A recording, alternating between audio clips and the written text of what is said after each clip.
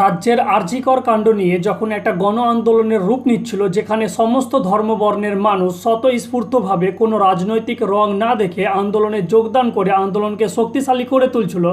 যখন রাজ্যের সরকার আন্দোলনের চাপে কোনো ভাষা খুঁজে না পেয়ে মুখ বন্ধ করে বসেছিল এবং কি করবে তা বিন্দুমাত্র ঠিক করতে পারছিল না, যে আন্দোলনে কাউকে গদি থেকে নামিয়ে অন্য কাউকে গদি পাইয়ে দেওয়ার বিন্দুমাত্র চেষ্টা ছিল না, যে আন্দোলনের একটাই লক্ষ্য হয়ে উঠেছিল নির্যাতিতার দোষীদের যত তাড়াতাড়ি সম্ভব শনাক্ত করে তাদের চরম থেকে চরমতম শাস্তি দেওয়া, ঠিক সেই আন্দোলনে রাজনীতির রং লাগিয়ে রাজ্যের সো-কল্ড বিরোধী দলের মাথামুন্ডহীন ছাত্র পরিষদ ক্ষমতার লোভে ভুং ভাংভাবে প্রোটেস্ট করে এবং ঠিক তার পরের দিন বাংলা বন্ধ ডেকে পুরো আন্দোলনের মোড়টাকেই একদম 180 ডিগ্রি ঘুরিয়ে দিল। আর এর ফলে প্রচণ্ড চাপে চুপ করে বসে থাকা সরকারকেও তারা একটা খেলার মাঠ তৈরি করে দিল। আর তাই কাল থেকে খবরে নির্যাতিতা